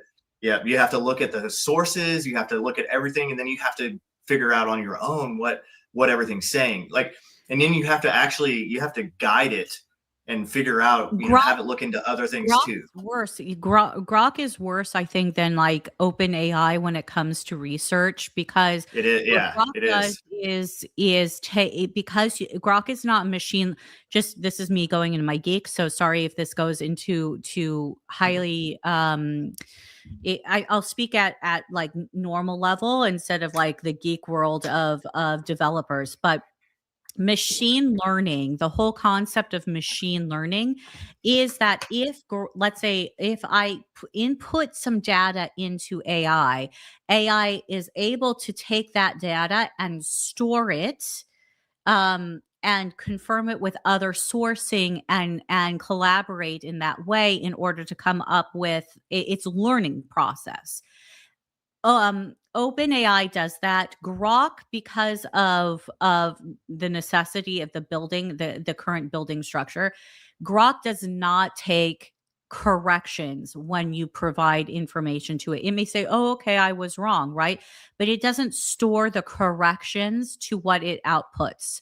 And so what it does is it takes from reporting on X in particular. So this is where the danger of all of these bots really come into play for Grok, is that it will take a whole bunch of the bot, if there's a massive bot swarm that pushes out disinformation, it will actually take that and report it as its assessment, right? So it'd say, hey, Grok, tell me about Betrayal. If I had like a group of swarming bots who said Betrayal is an alien, it literally would come out, Betrayal is an alien, and right? So it's not, and if you correct it and say, actually, no, here's her bio, it will say, well, thank you for that bio, but it doesn't store it. So at the next time you say it, it's going to come back and say, Betrayal's an alien, right? So the machine learning is different on Grok. So you have to be very careful, especially when you have these people who are coming here like, hey, Grok, is this correct? You might be 100% correct, but if bots or if there's the other disinformation that has gone viral is on, especially on X, Grok will pull from that instead and counteract you. Yeah. You just have to be careful using AI, and it's just another tool. So that's how you have to look at it. It's another tool, right? So it's a very good tool. I love it. It's just like if you're going to use Wikipedia, I don't hate Wikipedia. You just have to be careful with what you're using Wikipedia for, because Wikipedia pulls from a bunch of different sources, and you have to track. So like certain things, you could look at Wikipedia and it might have everything. You have to go through the source of where what was in Wikipedia in that particular article and where they got that from. Yep. And if it got it from a good source, then that's probably okay. But again, I mean, that's how if we want to talk about a perfect example of this. If you look at what the story was just 2 days ago on the Vatican being threatened by the Pentagon, the first thing that anybody has to say is like, okay, anybody in the military, especially, when have you ever heard the Pentagon has called an ambassador to task? Like, it's not in the wheelhouse of the Pentagon. So that should have been for your first red flag to be like, this is a bullshit story, right? But then you go into it and you take a look at it, and every single reporter that reported on this said anonymous sources tell me, right, without any cooperation. So in my field of work, it goes back again to like looking at like what we tell our kids in their book reports, right? Like in my line of work, you can make a statement, right? But you better be able to present the statement with supporting evidence that's not just your own. So you're supporting that statement. So if I have an anonymous source, which I rarely use, I tell my anonymous source, we're going to keep you anonymous, but I'm going to take your email that you sent me. I'm going to redact your identifiers, and I'm going to put it out there, because this story is not about me telling people what you've said. It's about you saying it, right? Or I'm going to record you with your permission. I'm going to alter your voice so you're not identified, and then you can tell the story, right? It's not about me. Instead, what these people said, including one of the journalists for the Catholic Herald, came out and said that they, trust me, bro, I called the cardinal on this, and he told me that there was an internet blackout and he was not going to talk about this. Okay, bro, where's your evidence on that? Oh, you also want me to trust you on that. So no, I don't trust any journalist. I verify. And that's what we have to do today. And there's just a lot of people who are like, I don't have that time. Well, okay. Like I tell people, for me, don't trust me. Verify my information. Ask for sourcing. End of a lot of stuff I put question everything. You have to. I mean, question everything that we've said in here. It's like if I was wrong about something, I would hope you would call me on it. And that's the way. Yes, that's the way. That's the way the world should work. And if I'm wrong on something, and I've been wrong before, actually.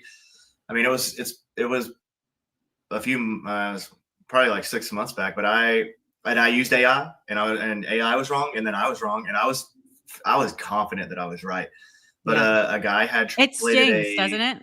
It was bad, and I posted, and I was like super confident that I was right, and I used AI to translate a message from Dari from Afghanistan, and it translated it wrong. And I called this dude a liar because he was it was stupid that I even did this, because he's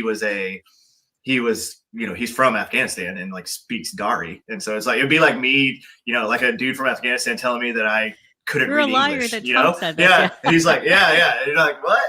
And so I'm like, dude, that's not what it says. And he's like, bro, this is my native language. I'm a Turk. Like you're wrong. Yeah, you're wrong. And ChatGPT is wrong for whatever it translated. And then I went back and I put it through like 4 other AIs and translations, and it turned out I was wrong. So I retracted and apologized. Was like, oh, I was totally wrong. It sucks. It sucks when you have to retract it, correct, because it hits your ego. But at the end of the day, people see that like you're willing to do it, and it sucks every single time. Humility it sucks. Yeah, you have to. So. But it's again, as a consumer of information, and that's the problem with America today. We're a microwave society. We want everything instantly. We want to believe it as true, because we also just don't want to believe that people are going to lie straight to our faces, and because it's just hard to believe that people are just they just hate us and they want to lie to us. Like, guess what? There's a lot of people that don't give a shit about anything other than themselves. Or the goals that they have for whatever purpose they're trying to achieve. I'll tell you, you're speaking my language. What happened the other day, and I really want you to bring up that chart so that people are able to learn a little bit about this and take this chart and present it to other. I put it in your DMs. Let me see. Hold on. When the president, I probably not look in your DMs when you're you never know what's there, friend. So when the president put out this, thank you.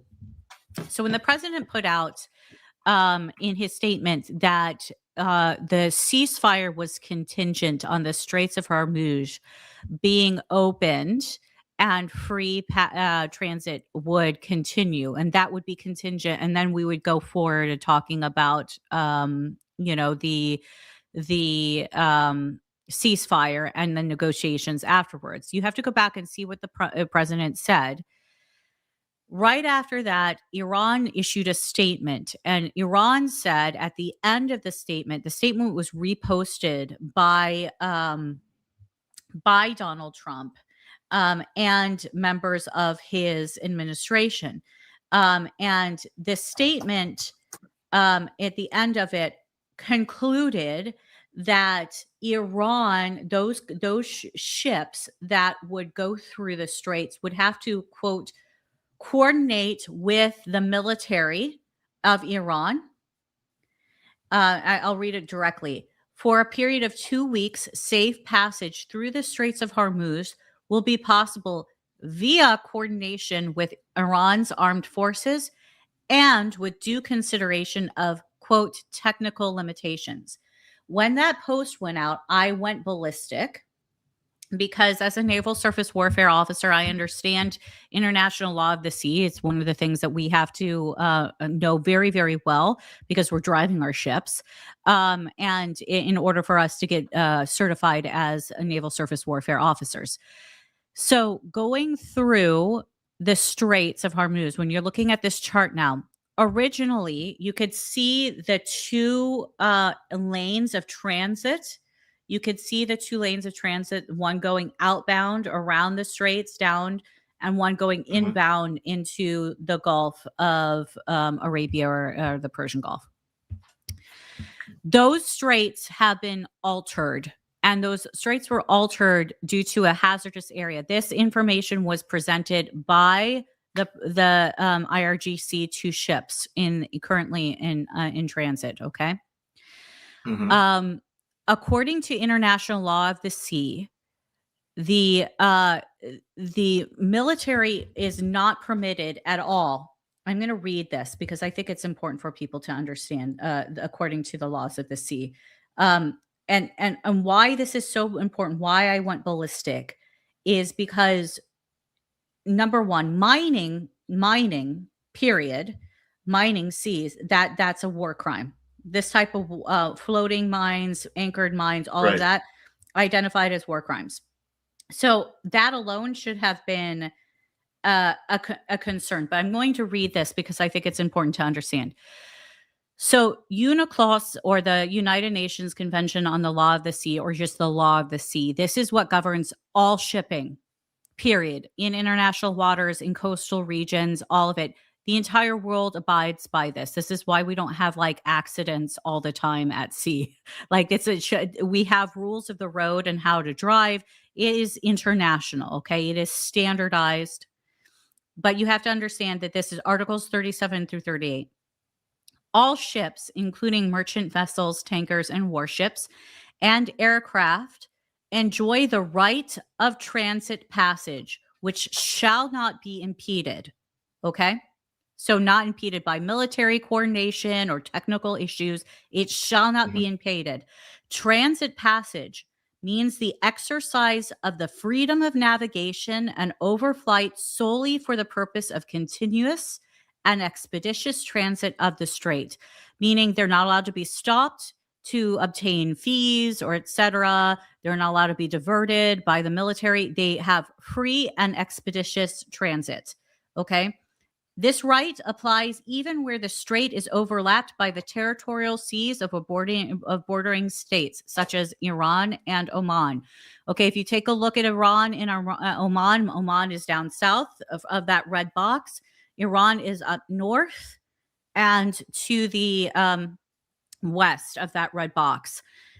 You'll see there's like a darker blue area that is considered territorial waters, about 12 nautical miles from the coastline. Okay. So even if the original transits were considered arguably within territorial waters, they are not permitted to the right of free transit, free and safe transit of the strait shall not be impeded.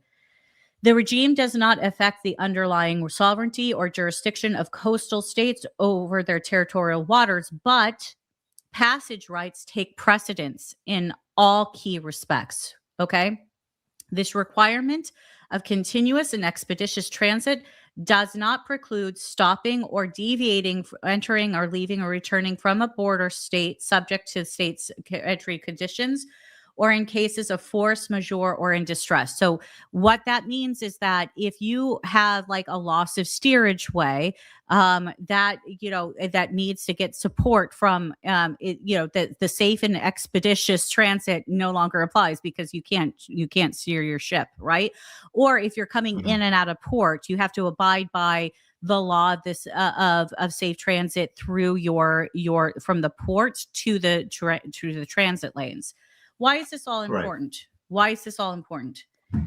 Because the Iranians and the Iranians later made it clear that they had control of the straits, right? So this is not free and open transit. What we're looking at here is the red box is where Iran reportedly placed floating mines and anchored mines in where the original transit waters were. So the lane going down where you see the arrows entering out of the Straits of Hormuz, that line would have been closer to Oman. Okay, so you would have pushed it south through that box. But because the Iranians decided to mine the shipping lanes, they moved the shipping lanes. They sent this out to all the ships and said, you have to get close to Iran. So you see all of the lines now, all of that dark blue line showing inward and outbound traffic is all close to Iran. And they are stopping ships in their safe passage through that Irregular island there and others. They're using that as a place where they are stopping traffic, impeding on the safe transit, and telling them they have to pay a toll in crypto. They never opened the straits. And why is this so important? Because it was a prerequisite for every activity that was being planned by the Trump administration towards peace. It was a prerequisite. And Trump came out yesterday, finally, even though like I reported this a few days ago and I was dismissed rudely by Seb Gorka and others on this issue.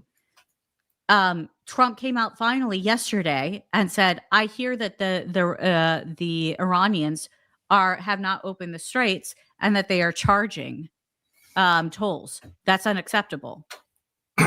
So have we heard any development on that? Not in this conversation, except for today.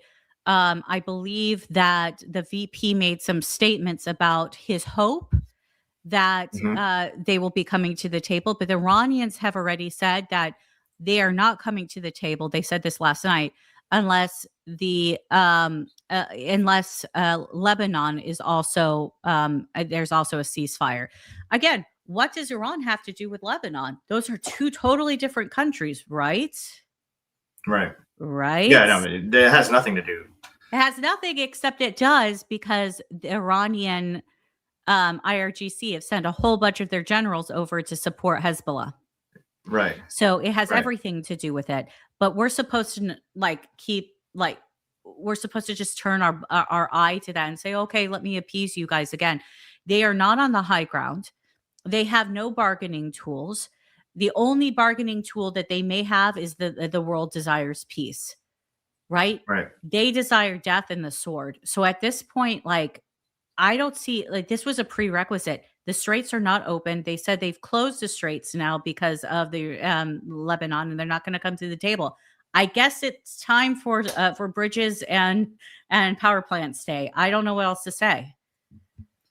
I mean, I think the ceasefire was just a way for Trump to reset the clock on the 60 days that he has to avoid Congress stepping in. So I think that was, no. I didn't even think about that. Would be. I think that's all it was.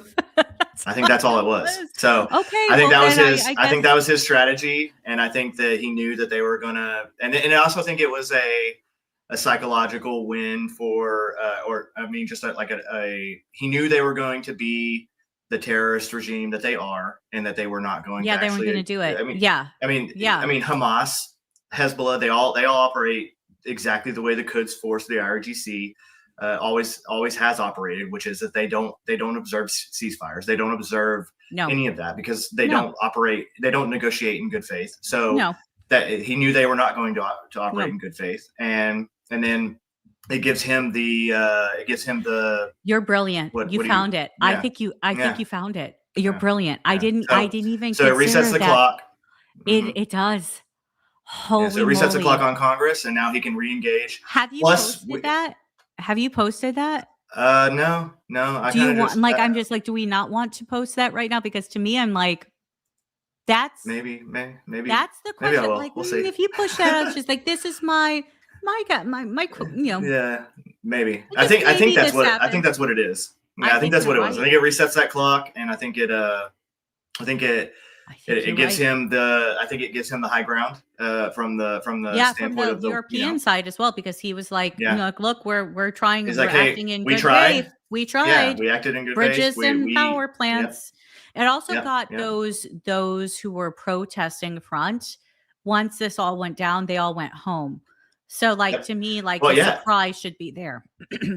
Yep. Well, and I mean, it showed that they have at least radicalized parts of their population that are willing to, martyr themselves for a war effort, which is, again, that's not part of, that's against the Geneva Convention. So there's all kinds of things that are. I mean, Geneva Convention does law. not apply to these people. They look for they look for the requirements by the Geneva Convention, and they exploit them. That's why they place their schools next to their military bases. Exactly. This is why they are in Lebanon right now, going into houses of Christians and firing from them, because they know that the response will target Christian infrastructure, and then they can have their videos. Right.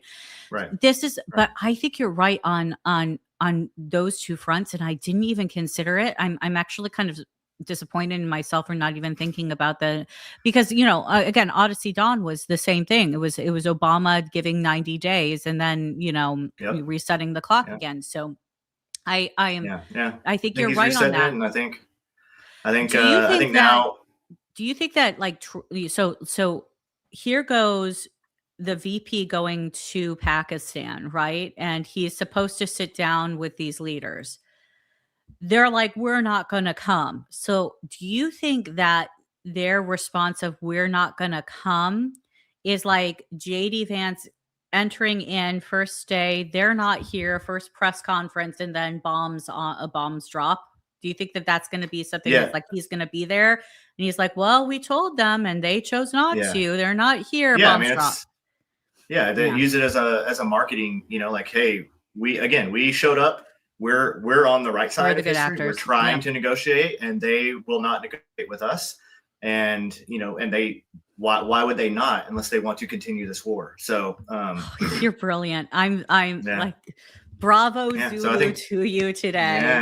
Bravo Zulu. I think that's what's happening. So I think it is. Holy crap! Because I was just looking at it like you know that these people are not going to negotiate. There's the only way to win this war is to completely annihilate the IRGC in totality. Right. Yeah. In totality. People are like, oh, that's so harsh. No, you've got to take a look at what the IRGC and the SS, it's the same ideological mentality. Okay. Yep. There is no differentiating. That's why we see the connection there with the SS and the PLO. Okay. It's the same mentality. So if you look at what the SS did, they did the same thing that the IRGC did towards the end of the war. They called in their young children, like 12-year-olds, to take up weapons to fight the war. And they were doing it, right? So has the IRGC. They've called for their young children to take up weapons and fight this war, right? So that's what the SS did. It's like they're reading from Mein Kampf while they're doing this, right? So the only difference the only difference is that they had 47 years as opposed to what the SS had, exactly 12, or exactly 9, but they don't have German ingenuity. Let's just say that they don't and I mean Stone Age. There's a reason why the Nazis were able to accomplish what they were able to accomplish in such a short amount of time, and the Iranians were not able to accomplish that in such a large amount of time. But But still, I mean, if you would have given, I mean, imagine what Germany would have looked like. Say if Hitler had years. not, if they'd had 40 years, if he had not tried to immediately take over Europe, if he would, the if entirety sat, of the just world say even would be years. The entire world, just say 20 would be years. speaking German. Oh yeah. But I think it's important for people, because people are like saying, what's the after action? What is happening the next day? And I think people need to start getting their minds around why we went into South America first, because there's a connection there. 100%. And I mean, that was one of the oil exploits. The first oil exploit, right? And then but Hezbollah is down there. They've been working with the cartels for decades. So the problem is that with the SS, when the SS regrouped to try to create the Fourth Reich, the SS was down in Argentina and other places without.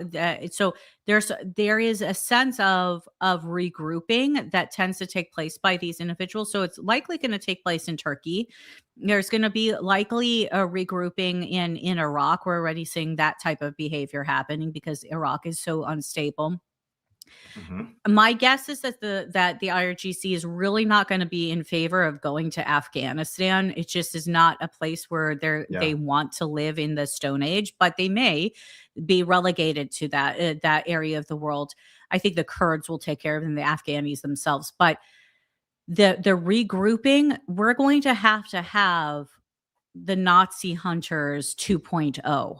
Do you know what I'm saying? To go after these heads, because we're not going to hit them all. Maybe we will. I mean, look, like they decided to declassify one of the tools the other day that was used by the CIA. You know, there are other things in our arsenal, lots of fun things. So I think we lay this at the feet of the Gulf states of the Middle Eastern Muslim states and say, look, guys, like you want a peace deal with us. You want to work with us on a scale that brings actual peace. That's what they're saying. They're like, you talk to anyone in UAE, they just want to return back to their prosperity. That's what they want. Right. They're just like, that's the normal ones, like Qatar, like all these and they're still undermining us all at the same time, just on different playing fields. But hey, which we get, and all countries are going to do that on some extreme or another. I mean, Israel spies on us, we spy on Israel, the UK spies, like Europe, all of it. Like all these people are so like insane and naive. Israel spies on us. You mean the Red Sea, like mud kiosks and all of the military adjacent malls are they not? Are like, who are they? Dude, everyone spies on everybody. Dude, everyone spies on everybody. Everyone does. It doesn't matter. Like every European nation spies on every other European nation and Welcome us. to Mossad. Here, let me put this is the way the world works. The lotion from the Dead Sea on your hands. Tell me what you do. Dude. Oh, you're military? Yeah, exactly. And so it's naive to think otherwise. I mean, so it's just one of those things that people have to understand that like this is just the way the game is played. And it is. And we're all going to play the game. Yes. And the game is fun. It is. The game is fun. And so but we need to make other people play it on our terms. Yes. Which means that, hey, okay, so the IRGC tried to play the game on their own terms, and we're not going to allow that. No. So, but you want to play with us? You want these choke points that we're going to actually control, because we're like, you want to try to control a choke point that controls 20% of the world's oil? We're not going to allow that. We're not going to allow Iran any longer to do that. But this goes back to what we were talking about earlier. Do we want to play with us? Do you want to play with us? Well, when it comes to some of our weaknesses right now, again, I'm appealing to those who are listening out there. There's a weakness could be easily shored up by willing actors who have served this country, who hold security clearances, who are able to be read in very quickly. You got to do it, because we're recognizing the deficit and the bad actors who are promoting, Iranian and Chinese propaganda. Oh, also close down freaking TikTok. It should have happened years ago. Close it down. We have Letters of Vine mark. and other companies that could have taken its place by now. Close it down. Yep. It was created by the CCP for propaganda purposes. They still own it. They still own the back end. Close it down. Mm-hmm. Not only propaganda purposes, but also analytical research purposes on like biometrics and you sold all of behavioral that analysis. All of you that. sold like, all of that. You kinds agreed to all of that. Yeah, it's insane. Yeah. So, and what's crazy is like it forces me, like I don't want to be on TikTok, but I have No. to be on TikTok because it's a battle space. Like all these places are battle spaces now that we have to be a part of, or we're going to end up I losing refuse to on these be. battle I spaces. can't. I won't be on the battle space of TikTok, and I know I'm losing out on that. I hope that eventually, like my reporting will be cited so that people can be, but I feel like where another battle space is within the information world in journalism. And frankly, like I have seen private companies that are contracting now getting into this world of trying to fight the information warfare. It's just it's a sticky situation because whenever you have agencies involvement in the ongoing Mockingbird, it's just you don't want to. You want to be a free agent as a journalist. You want to be able to serve the truth. The pen is the weapon for the people in this case, Right. and you have to hold government accountable. And it's hard to do that when you're getting money from the government. So it has to be in the contracts that we work. If there was an RFI out, that if there was something that was identified that was a leak within the government or something that could give a black eye to the government, we have to, by reason of our requirements for security, we have to bring it out and we have to report on it. Because if it's not reported, it gets worse. The bloodletting gets worse. The pooling of the blood, internal bleeding within the United States gets worse. So yeah, like you said, it's battle spaces. It's identifying the battle space, identifying the weapons, and using them accordingly and playing the game instead of being played. But I think you're right. I'm still like, my brain is still going like, what did you miss? Because I think you were right in this. I think this was the reset. Yeah. We're going to need that 60 days to bridges and strategic pause.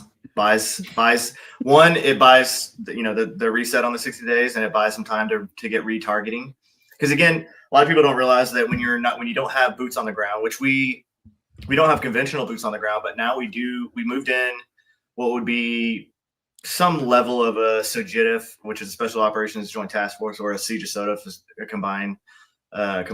But they've been out there for a year on the Ponce, USS Ponce. But they're not on the ground. So getting follow-on intelligence, to do follow-on targets is hard from the air, right? You're dropping bombs. You're not gathering intelligence on the ground to do follow-on targets. So Mossad's really good at refreshing. That, and so they're refreshing target decks. They're just not refreshing it like the same way that we would have in Iraq or Afghanistan or other battle spaces, like the way they're doing it in Lebanon, where they're pushing forward in Lebanon. On the ground, don't you want to be like in the skiff again and like talking about strategy and play? Like, it's just the stuff that's like when I started like seeing our amphibs down south doing the stuff. I wrote the doctrine for forward staging basing for the soft, right? So I'm just like, I want to see it. Like, I want to see if I was able, like, what are the lessons learned? Like, you start getting into the mindset of like, what can we do better? What can we, I want to be part of this. We just don't want to live on board ships anymore. We don't want to be in that's why we don't want to lose our family. I joined the army.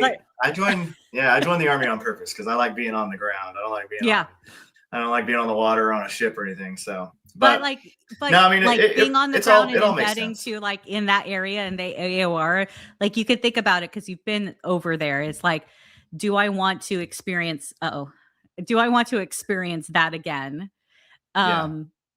Do I want to eat the MREs again? Do I want to it's kind of like, no, but I'm like, you miss the game. Yeah. No, I mean, I'm good. I'm done. gonna Yeah, fight this we're done. battle from here. You know, Yeah, we're I'm gonna done. raise awareness and do this stuff. We're tired out. I almost took a job back on post teaching again, and then I was like, you know what? I think I'm just gonna stay. I'm gonna fight this good fight here, and I was offered a potential step into the world of afloat training again. I'm like, I've got a service dog. Like, I'm not bringing my dog on my board ship. Yeah. Oh no, you can. No, No. I can't. Yeah. No. Yeah, I got babies. I want Yeah. to see the babies as much as possible. So Yeah. working from home, and I feel like this is a little like, I mean, training the up and coming medics is honorable work too. But there's plenty of guys that can do that. I think educating the populace a little bit on. I think you're in the space that you need to be. Yeah, I think you're in a space. You've got a certain set of skills. We both do, and we're using it for the good, the true, and the beautiful. Hopefully, we will continue to do so, and we hope that those who are in the space right now, and I don't know if there are people who have like questions, because I know I'm having to wrap up, but do you have people who have questions for us on this, or are they just interesting? Real quick. I got a few. I think I saw a few. Hold on a second.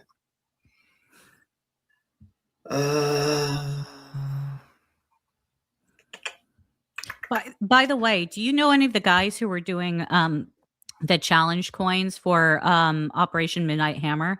Because I really want that challenge coin. I don't. You know what I'm talking about? Did you see it?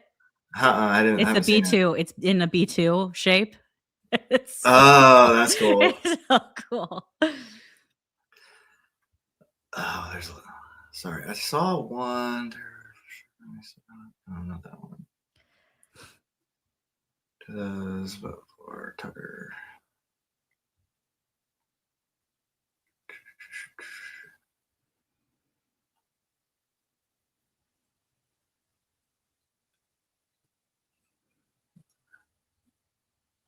Not really a lot of questions, more just kind of comments, statements, comments agreeing.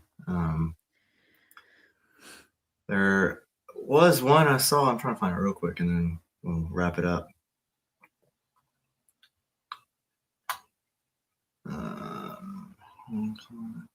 Oh, here we go. Brandon, Alexi, do we think we'll strike the second they renege on these bullshit? Yeah. Yep. Again, I think this is already all pre-planned. I think that this was all, the negotiations were, they knew that they weren't going to be real negotiations. It was a reason to reset the clock. It was a reason to allow some time for targeting. And also, I'm not going to get into the nuts and bolts of it, but special mission units on the ground require some times to do certain things, to build certain aspects of insurgencies, and to help. I don't want to say, we call it resistance movements, but the term resistance movements has been hijacked in Iran by the wrong side of Iran. So I don't want to call it that for this specific theater, but for those people, kind of the people that would be rising up, certain things need to be built. Coordinated, armed, all that kind of stuff, trained. So that sometimes there needs to be a pregnant pause in operations so that some of those things can be built. So I think that's what we're seeing too. Good statement there. Really important for people to understand. There was one more. I loved his ex picture as well. Yeah. It's like dark Uncle Sam with a B2. I think that was it. Yeah. But well, Marie, thank you so much for coming on. Thanks for having me on. Can you tell me the story real quick of your revolver in the back?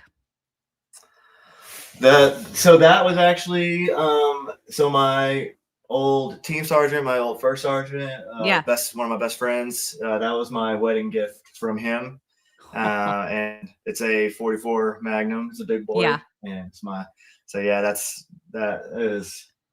Is it is it like historical as well, or is it just a brand new one that he said, here's your wedding gift, another weapon? Yeah, no, it's a brand new one that he got me, because I mean, I have, it's one of those things. He was like, you have all the Yeah. fancy guns and all the cool But you don't have optics the and all this revolver stuff. with the big Yeah, but lugs. you don't have the cool big revolver. So I here's was this just going to one. say, like, let's talk guns today, but that'll be for another Yeah, time, my friend, because yeah. I've got I mean, I do love guns. Don't get me wrong. And I have Sean's wall is plenty of amazing, by guns. the way. Oh Sean's yeah, wall is but like, yeah, his or you mean Gary? oh, sorry, Gary's. I said Gary, Sean. yeah. Gary's wall. Gary's wall is amazing. Gary's wall is, and there's a lot of Green Berets that are a lot more gun and tech or gun savvy than I am. I'm good with guns.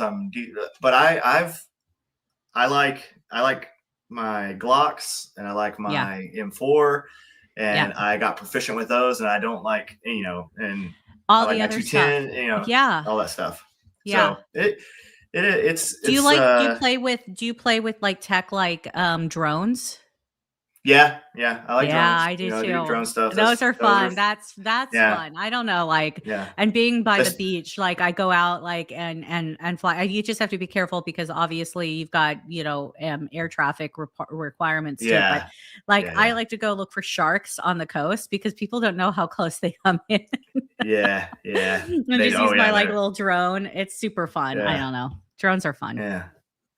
Definitely. Well, thank you for having me on. Yeah. I know we went a little bit over what you. Yeah. Hey, we're good. It was a good conversation. And again, thanks everybody so much for. Thank you so much. Thanks everybody for coming out and hanging out with us for this time. Hopefully, learned a little bit. And Bree, again, thank you so much for coming on. And hopefully, we'll have you back. We'll do it again. Chat about chat about all the stuff. So, cool. Thank y'all, and see you next time. See you later. Bye.